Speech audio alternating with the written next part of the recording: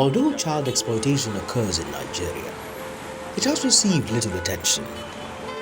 This is probably due to the emphasis placed on the more prevalent childhood problems of malnutrition and infection.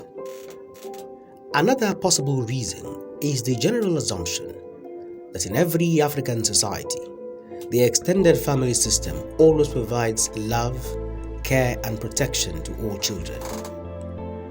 Yet, there are traditional child-rearing practices which adversely affect some children, such as purposeful neglect or abandonment of severely handicapped children and twins or triplets in some rural areas.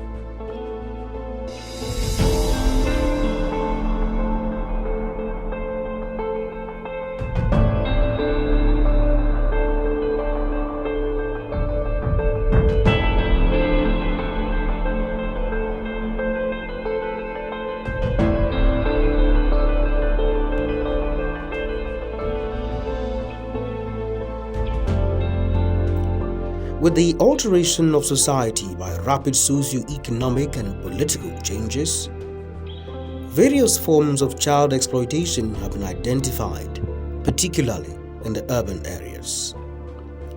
These may be considered the outcome of abnormal interactions with the child, parents, or guardians, and society. They include abandonment of normal infants by unmarried or very poor mothers in cities, increased child labor and exploitation of children from rural areas in urban elite families, and abuse of children in urban nuclear families by child minders.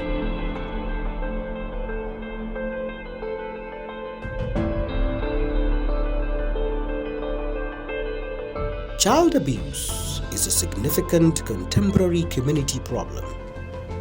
Although children have been maltreated throughout history, our community has been silent in defense of abused children. Child abuse is not a phenomenon of the 20th century, nor is it unique to our society and culture alone. It has occurred throughout the recorded history of man. Every child, despite his individual differences and uniqueness, is to be considered of equal worth. He should, therefore, be entitled to equal social, economic, civil, and political rights, so that he may fully realize his inherent potential and share equally in life.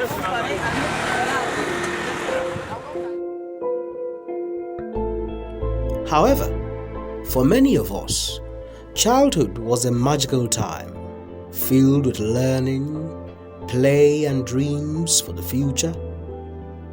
But for some millions of children in Nigeria, childhood is a little more than a living nightmare. Such children spend their days not in school or playground, but in hardship, working 12 or more hours a day in an inhuman condition, while others are risking their lives hawking on major highways and streets, or are being enslaved in people's houses in the name of housemaids, and worse still, others are busy scavenging refuse dumps, notwithstanding the health implications involved. About those children scavenging is the psychological trauma they are passing through. As you see them scavenging like that, number one thing on their mind is nobody cares for them. And then the root cause of it is we parents giving birth to children that we cannot cater for. So at the end of the day, those children you see scavenging are looking for survival. When a child of 4 or 5 is now forced to take care of himself, you don't expect that child to become responsible in the society. And then when you have that psychological trauma, is a sickness on its own. The feeling that nobody cares for you. And then if you have that feeling, you can kill anybody, and then you can be recruited into any society, and you are a willing hand for you to be armed to kill anybody, whether the person wrong you or not. So that is one of the worst health hazard that child can have. Then another thing is having the feeling that there is no future for me. So anything they see, they can destroy. That is a very bad thing for the society. In actual sense, you are actually breeding terrorists. That's number one. You're actually breeding terrorists, because any child that is scavenging from the age of 4, 5, when he grow up, where do you want him to go? If you offer him 1,000 naira or 2,000 naira to go and kill somebody, he will. He can easily be recruited into armed robbery gang. And that's why we have all kinds of, miscreants in the society. It's from the home. A home that will give birth without knowing what the child is going to eat, not to even talk of going to school. That is a disease on its own.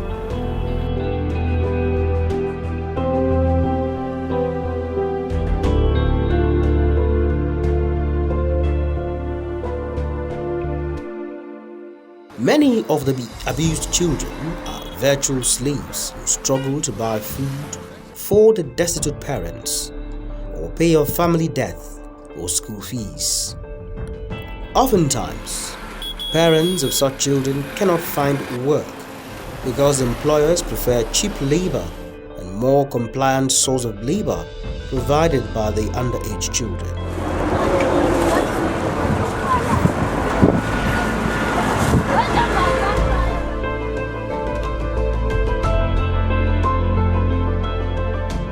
For Muhammad Ibrahim Abba, life has not been easy. Growing under parents he must cater for, he leaves his house as early as 7 a.m. not for school or playground, but to scavenge under the scorching sun just to eke out a living. His parents are well above 60 years of age and do not have strength to either farm or do anything for a living except to beg for alms. Akwai talauci, abin da yake kawo talauci kuma rashin samun abin da za a yi da za ka samu ba ina son aiki baya da abin yadda zai aiki da kuma jeji waɗanda suna zuwa jeji su dauke itace su kawo.